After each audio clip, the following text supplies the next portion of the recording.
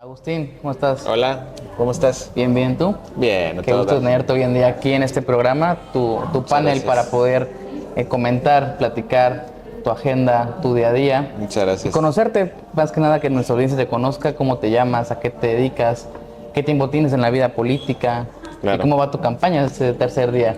Pues mira, yo soy Agustín Arcos, y he estado trabajando desde hace pues casi 20 años en el tema de la política. Yo ingresé hace pues ya algún tiempo como un joven inquieto, participativo. Ahora ya estoy en ese delay de que ni soy tan joven ni soy tan viejo. Pues Andamos en el limbo, ¿no? entonces, empecé muy joven en el tema de lo público.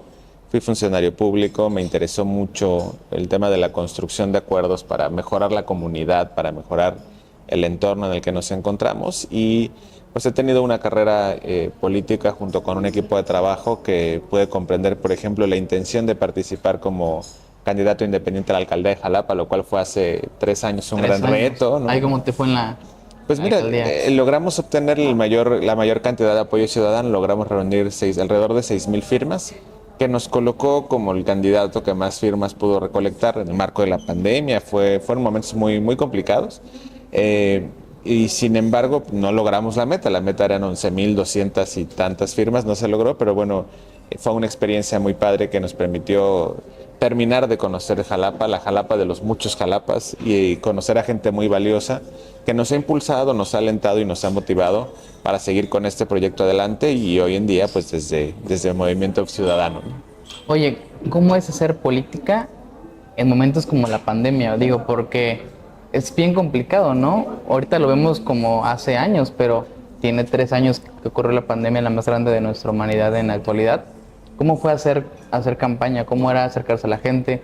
¿Cómo era incluso el saludo? Porque incluso hasta la mirada reflejaba felicidad o tristeza, ¿no? ¿Cómo Claro, fue eso? claro. Fíjate que nosotros pugnamos, o mejor dicho, impugnamos el acuerdo del INE que decía que las personas tenían que retirarse el cubrebocas para tomarles una fotografía en la aplicación de apoyo ciudadano. La aplicación de apoyo ciudadano, muy sencillito, es una app que tú abrías. Yo te decía, ¿quieres apoyar mi candidatura? Me prestabas tu credencial, lo cual que alguien te dé su credencial ya es un reto, ¿no? Es muy complicado. Y luego rematabas pidiéndole que se tomara una foto, o que le tomaras una foto con el celular, y además sin cubrebocas, ¿no? Nosotros lo impugnamos en su momento. Y de esas lecciones nos quedamos con cuestiones muy valiosas, como entender la importancia, por ejemplo, del teletrabajo, que trasladado al tema político, pues nos invitaba, muchísimas gracias, nos invitaba a hacer la política distinta y a implementar nuevas estrategias, por supuesto, a través de redes sociales, ¿no?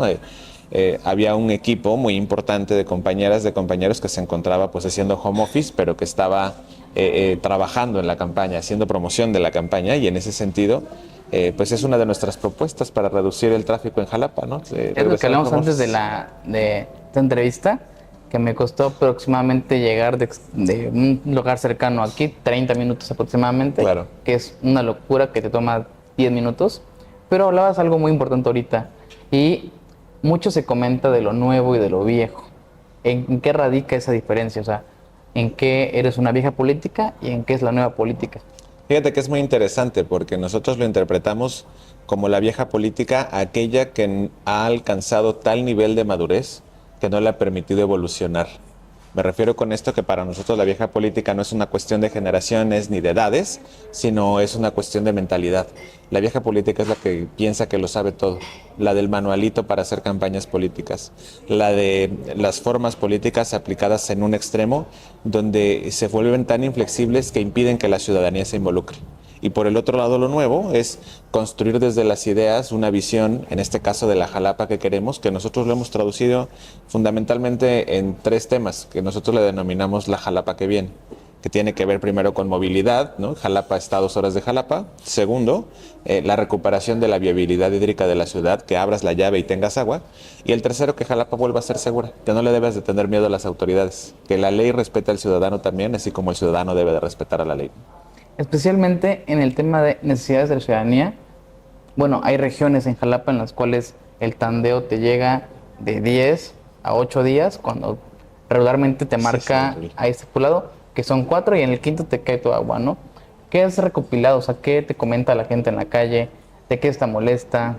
si hay aciertos o no por parte del gobierno municipal, estatal o federal, y que no hay bueno en esta parte de la parte del servidor público. Y a mí me parece que hay muy pocos aciertos por parte de la gestión de la autoridad municipal. ¿En qué sentido? En que los tandeos no se están cumpliendo. Advertimos o todos recibimos un recibo por el cobro del agua que es de 30 días, cuando en realidad tienes 4 o 6 días de servicio en un mes, por tanto hay algo ahí que no está funcionando. Segundo, el proponer la perforación de pozos para la extracción de agua, por supuesto que Jalapa debe tener agua en el subsuelo porque formamos parte de la cuenca del río Actopan. Y formar parte de la cuenca del río Actopan quiere decir que el agua que extraigamos aquí es agua que se dejará de ver allá. Por tanto, no es una solución sustentable.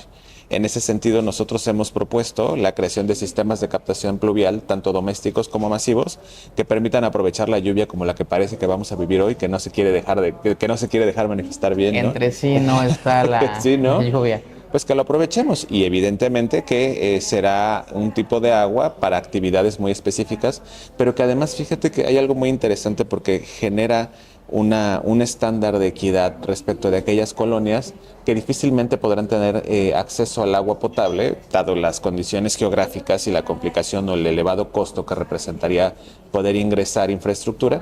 Pues esto es una opción viable para que de manera provisional también pues puedan tener el servicio del agua. Sí, porque justamente el agua se mencionaba que próximas guerras van a ser por agua, ¿no? Ya no son por tema de petróleo, por oro, o sea, el tema ya es el líquido vital del día a día de la persona, que si no te bañas, o sea, ahí desde el que despiertas hay un tema complicado en el tema que reside especialmente en el agua. Y ahora, cambiando un poquito de tema, ¿hay dos oposiciones en el país? ¿O cuál es tu punto de vista? Porque ¿qué distingue a MC de la alianza PRI-PAN-PRD? O sea, ¿cómo está el tema opositor en el país? ¿Con quién es el bueno, quién es el malo? ¿O con los dos? ¿O un voto cruzado? ¿Cómo puede funcionar ahí el tema para que...? Mira, creo que habría que reflexionar a propósito de ese tema, que nos encontramos en un entorno polarizado o donde el discurso del oficialismo tiende a polarizar. Y a mí me parece que el que entiende la vida en blanco y negro es que no entiende la vida, porque la vida es de matices, ¿no? Y en ese sentido, en ese matiz, Movimiento Ciudadano emerge como una tercera opción. Nosotros no nos denominamos oposición, porque oposición es otra vez formar parte de esta dualidad de aquellos son los malos, sino nosotros nos constituimos como una opción para la ciudadanía que tiene una agenda real, una agenda cierta, una agenda que ha realizado los anteproyectos necesarios para poder desarrollar las leyes y las reformas necesarias desde el Congreso del Estado, que nos permita justamente llevar la conversación hacia el contraste de las ideas, hacia el contraste de las propuestas, y no que quién robó más o quién robó menos, sino salirnos de los que ya fueron en el pasado, del discurso de los que ya fueron en el pasado, salirnos del discurso de los que de los que están gobernando en el presente y estamos planteando el discurso de los que queremos estar en el futuro. Qué interesante, porque está muy polarizado el tema de quién da más en la oposición o cuál es la vía correcta, ¿no? Porque antes del programa hablábamos de un tema de candidaturas, de Polo, de Pepe Yunes, de Rocío Nale, y porque hay gente que dice, es que yo me quiero ir con Polo porque viene con Maines y quiero votar por Agustín porque trae lo nuevo. Entonces, ¿cómo podemos o cómo puedes explicarme esta parte de un voto útil para MC en esta elección? Mira, creo que el voto útil va en función de las propuestas. Creo que la ciudadanía ha interpretado o ha reflexionado lo suficiente, dado lo que hemos conocido gobiernos oficialistas y gobiernos de oposición, y ninguno de los dos nos han dado resultados. Por supuesto que invito al voto este 2 de junio por todos los candidatas y candidatos de Movimiento Ciudadano, porque tenemos una agenda real y ciudadana, y es el espacio donde se ha constituido, donde se ha integrado una nueva generación de jóvenes, ¿no? Que también creo que ha sido muy cuestionado el tema de Movimiento Ciudadano al denominarse lo nuevo. ¿Por qué es lo nuevo? Pues es precisamente porque se ha convertido el espacio donde muchos jóvenes, como tu servidor, que ya quedamos que no estoy ni tan allá ni tan acá, pues se brinda la oportunidad de participar y de hacerlo. Y en ese sentido, creo que invitar al voto útil tiene que ver, en primer lugar, con un tema de participación ciudadana, que la gente salga a votar. Voten por quien quieran, pero voten. Y ya que nos decidimos ir a votar, que hagamos la reflexión del contraste respecto de las ideas y las propuestas y que se elijan a los mejores perfiles, que se elijan a los mejores candidatos. Aquí nada de voto en masa y 5 de no sé qué andan diciendo por ahí. Aquí lo importante es que las 5 veces que vamos a votar reflexionemos cuáles son las mejores propuestas, contrastemos, debatamos otra vez en lo público o en nuestras familias. Ya es que dicen por ahí que en las mesas familiares está prohibido hablar de religión y de política. Creo que este es el momento de quitar la prohibición a hablar de política en las mesas familiares, porque estamos hablando del futuro de Jalapa, estamos hablando del futuro de Veracruz y estamos hablando del futuro del país. Hablabas del tema de jóvenes. Y fíjate que hay un catedrático en la Universidad Regiomontana que mencionaba que hay va decreciendo conforme se va creciendo. Es decir, primeros votantes votan aproximadamente un porcentaje del 67%. Más o menos. De 20 a 22 años, un 54%. De 25 a 27, vota un 52%. O sea, el tema va de más o menos. Referente a un tema de apatía, porque la política los jóvenes la ven como corrupción, como nepotismo, como siempre los mismos, como falta de oportunidad realmente para el tema de jóvenes. Claro. A tu punto de vista, ¿cómo se puede generar este combate más bien de la apatía de los jóvenes hacia la vida política y pública? Mira, yo me iría a hablar de las causas. Fíjate, yo considero que la apatía es el principal enemigo de la sociedad. Sin embargo, nuestra generación, hablo por mi generación, no porque sea su representante en la totalidad, pero lo que me ha tocado advertir desde mi óptica es que nuestra generación fue una generación poco interesada en participar en política. ¿Por qué? ¿No? Primero tendríamos que definir qué es que los jóvenes participen en la política. A mí se me viene a la mente el movimiento del 68, movimientos estudiantiles de diferentes índoles, el Ateneo de la Juventud, en fin. Sin embargo, me parece que aunque son movimientos muy importantes, muy relevantes en la historia de lo público en el país, pues no eran la totalidad de los jóvenes. Por tanto, pues ¿cuál es la medida de decir de lo que los jóvenes participan o no? En ese sentido, me parece que si nuestra generación ha sido una generación poco participativa, la que sigue va a ser menos participativa. Y eso ha creado un espacio, una divergencia entre los partidos políticos y los gobiernos. Por tanto, la participación ciudadana debe de apostar por cerrar esa brecha y por entender a los partidos políticos que tienen que ser no solamente entes de interés público, sino entes abiertos a la ciudadanía para que lleguen las causas reales y que las ciudadanas y los ciudadanos entendamos que en la medida en la que nosotros no participemos, permitimos que esos grupos se sigan cerrando y dejen de incorporar pues cuáles son las necesidades reales de la sociedad. Y contrario a eso es lo que estamos haciendo en un movimiento ciudadano. Le estamos entrando al revés. Le estamos entrando con una generación de jóvenes, le estamos entrando con una generación llena de ideas, con una generación llena de propuestas que le permita a la ciudadanía advertir que lo nuevo no solo va en serio, sino tiene las propuestas y está trabajando para mejorar nuestra ciudad, ¿no? Fíjate que hay análisis muy importantes en los cuales se mencionan, hablando de partidos políticos, que la ciudadanía no se siente representada por los partidos políticos, por lo que te comentaba que piensan a través justamente de la política. ¿Cuál es tu punto de vista al respecto? O sea, ¿por qué no se acerca la gente a los partidos? ¿Por qué hay este desapego hacia ellos? A mí me parece que el tema de los partidos políticos ha ido transitando mucho más hacia que las personas voten por las personas, no por los partidos. Y esta reflexión nos hace pensar lo significativo de que en esta etapa de la vida democrática del país, los partidos, y hablo de los partidos de la vieja política, hagan una verdadera reflexión de apertura hacia la sociedad como lo está haciendo Movimiento Ciudadano. Te voy a poner un ejemplo de por qué.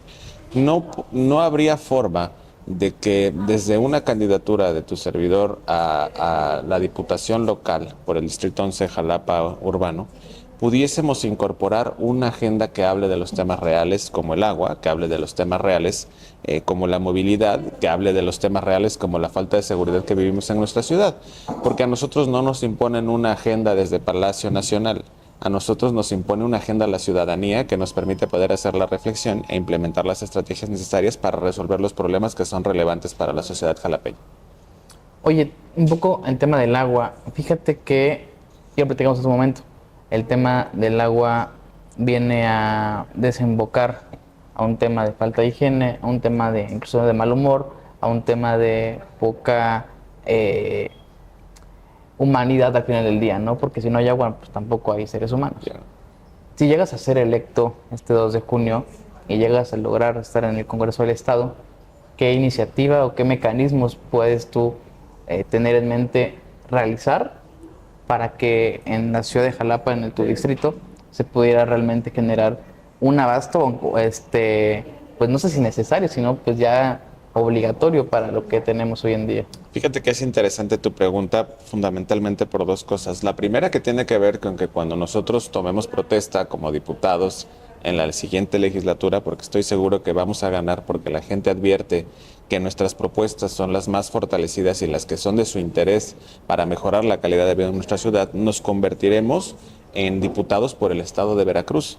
Y en ese sentido, las modificaciones a los reglamentos, a la legislación, tendrá aplicativo para todo el Estado. Y en ese sentido, tenemos una propuesta muy efectiva de reforma para la Ley Estatal de Aguas, donde se permita o brindemos de mayores herramientas al Ejecutivo Municipal y al Ejecutivo Estatal para poder vincularse con recursos internacionales o de carácter internacional y nacional que permita fortalecer la infraestructura hidráulica de la ciudad y implementar los mecanismos y los sistemas de captación pluvial. ¿A qué voy con esto? Que esta adecuación a la ley lo que nos va a permitir es poder acceder a los recursos. Sin recursos cualquier proyecto es demagogia. Y entendemos también que los recursos siempre son limitados e insuficientes para la cantidad de necesidades que tiene la ciudad. Sin embargo, esto debe de ser la prioridad número uno. Porque podemos vivir 2 horas en el tráfico, pero no podemos vivir 2 semanas sin agua, como está pasando en las colonias de Jalapa. Hablando del tráfico, en temas de movilidad, ¿crees que Jalapa ya requiera un tema especial de un hoy no circula, un tema más riguroso en cuanto a la movilidad jalapeña en vehículos? Yo creo que requiere de todo. Mucho se ha debatido a propósito del tema del hoy no circula, sin embargo, la perspectiva o la propuesta que nosotros tenemos es generar la legislación necesaria para la implementación del Plan General de Movilidad para el Estado de Veracruz, de la Ley, General de Movilidad para el Estado de Veracruz, que derive en un plan de movilidad integral para la ciudad de Jalapa. Este Plan General de Movilidad deberá de ser incluyente y alineado con la Ley Nacional de Movilidad que se aprobó hace apenas un año en el Senado de la República, donde ahora la lógica es distinta. Ahora la prioridad es el peatón, seguido de los vehículos no motorizados, seguido del transporte público y seguido de los vehículos particulares y después del transporte de carga.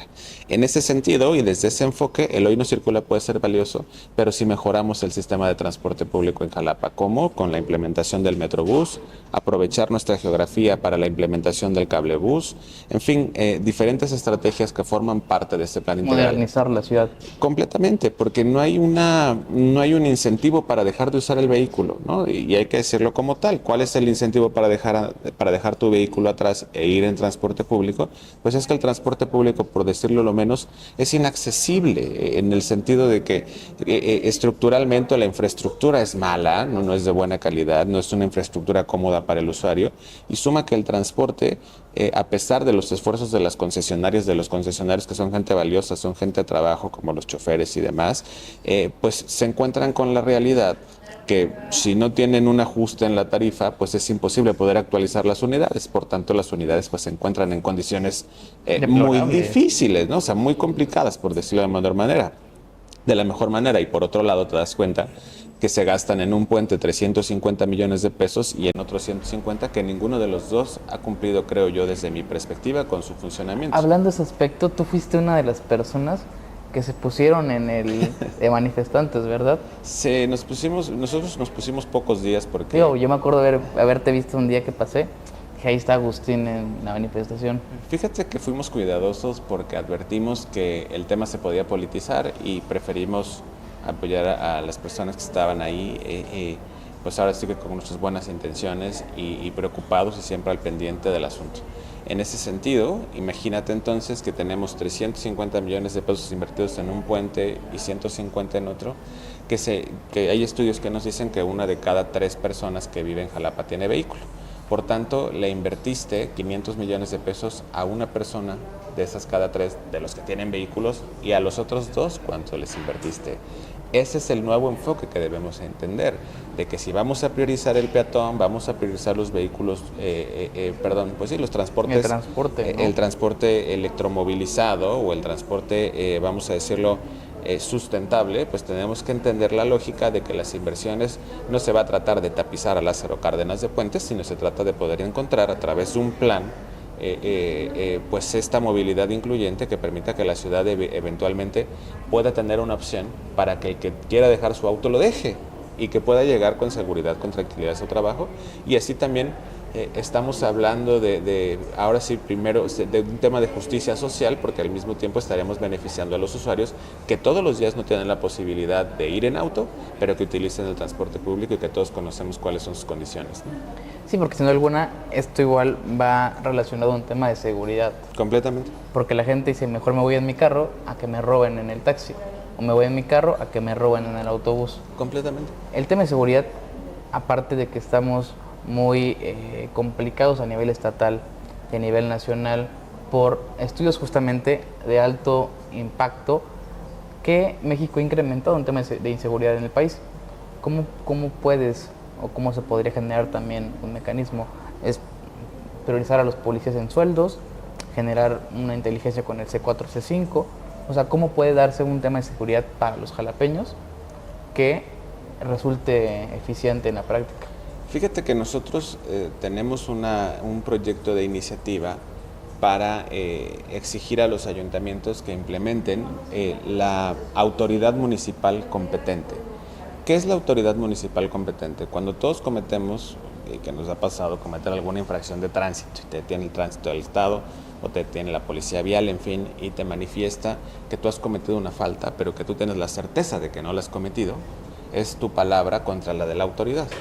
Al tener una autoridad municipal competente, es un juez, vamos a llamarlo de esta manera, que al momento de presentarse de manera muy ejecutiva las pruebas, pueda decir, ok, pues realmente sí la cometiste o no la cometiste. Yo me acuerdo mucho, o hay un gran ejemplo en la película de Cantinflas, del oficial 777, si mal no recuerdo, que había así como una barandilla y que presentaba a las personas, de, oye, exponga usted, señor oficial, las pruebas, ¿no?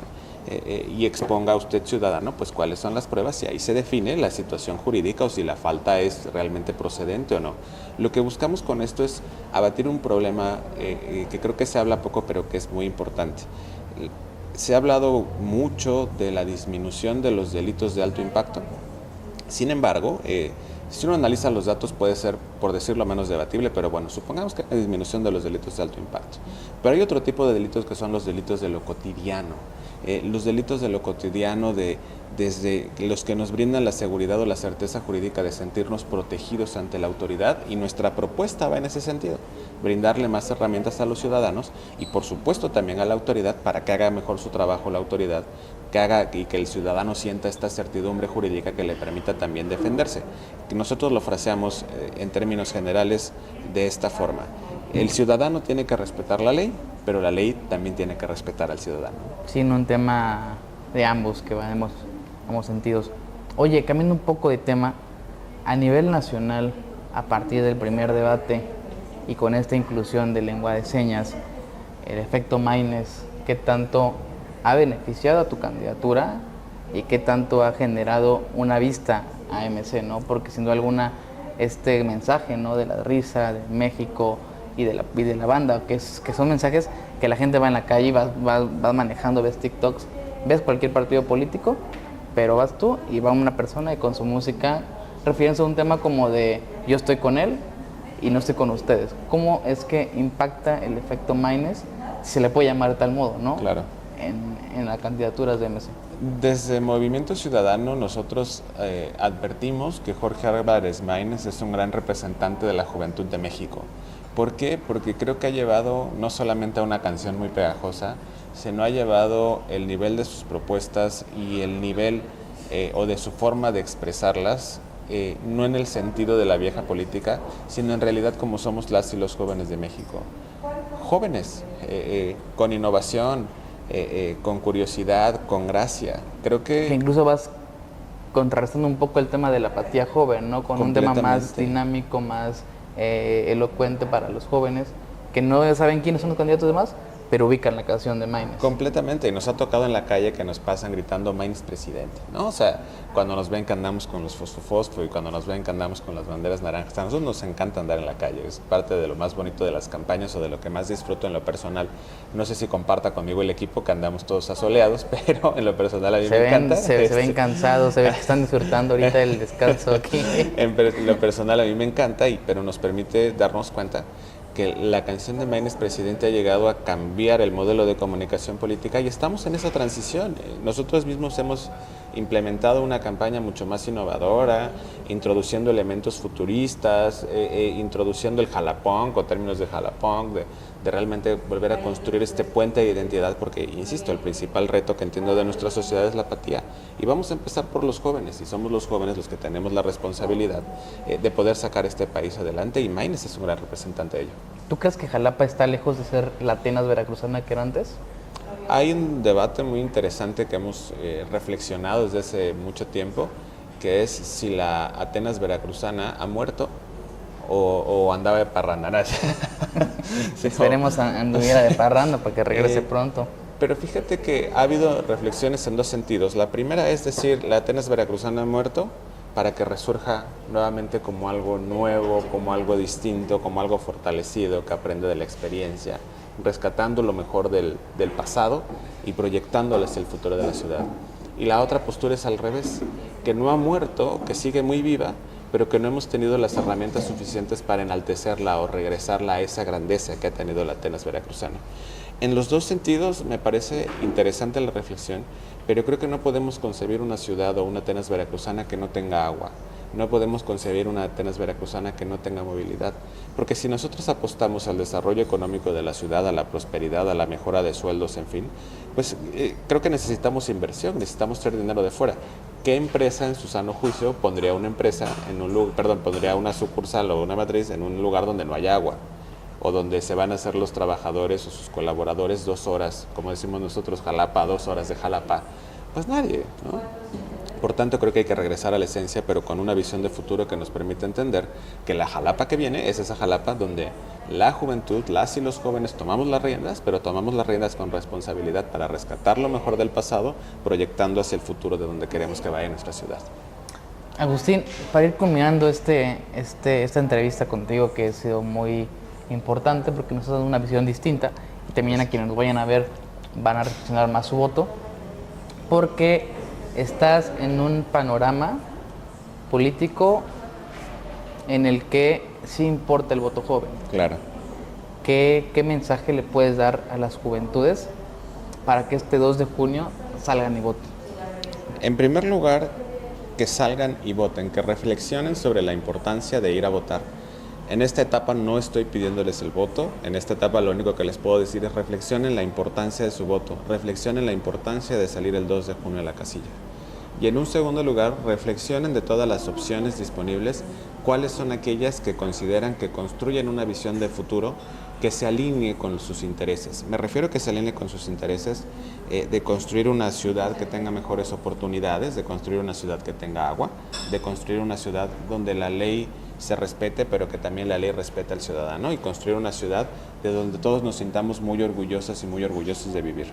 Y luego de eso, levántense el 2 de junio de manera muy positiva a entender la importancia de ese voto en la cultura democrática de nuestro país y cómo es una elección trascendental para definir un rumbo no solo de 6 años, sino de generaciones enteras que estamos íntimamente relacionados con la política, y entender el valor de la política para lograr esos objetivos que nosotros queremos plantear.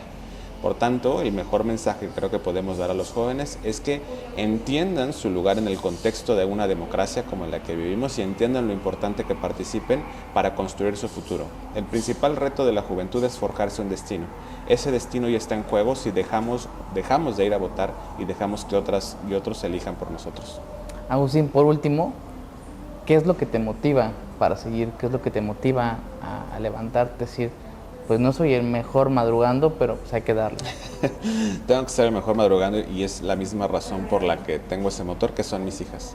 Nosotros conocimos una Jalapa distinta, conocimos una Jalapa donde estábamos tranquilos de salir a la calle. Yo como niño era bien vago, tengo que decirlo, y tú podías andar en la calle y por supuesto pues mis padres siempre estuvieron muy atentos de mí. Sin embargo, yo hoy no concibo mandar a mis hijas solas a la tienda, por ejemplo, ¿no? Entonces, si lo vemos en esa perspectiva, nos damos cuenta que vivimos en una Jalapa completamente diferente, y que lo menos que podemos hacer es volver a jalar esta visión y decir, pues ya no postemos, como dice, ya no la pidamos trenzuda, ya nada más que no se le caiga el pelo. Si regresamos a esa Jalapa que éramos con esta visión de futuro, eso me motiva y me hace levantarme todas las mañanas y me hace acercarme con las amas de casa, con las abuelitas, con los abuelitos que nos han abierto las puertas de sus casas y que nos han dado la confianza de su respaldo, Agustín, de su para voto. terminar me gustaría hacer un ping pong de palabras en el cual lo que te diga y te venga a la mente, eso es lo que tienes que responder. Bien, Entonces, empezamos. ¿Qué te viene a la mente cuando te pregunto o te digo la palabra polo? gobernador, Pepe, competidor, Rocío, Zacatecas, México, grandeza, Veracruz, amor, Jalapa, sonrisa, Diputación. ganador. Amigo Agustín, qué gusto tener aquí en Diálogos. Es tu casa, es tu programa. Muchas gracias. Esperamos verte después del 2 de junio y poder platicar tu experiencia en este periodo electoral. Nos saludaremos ya como diputado electo. Seremos, amigo. Así será.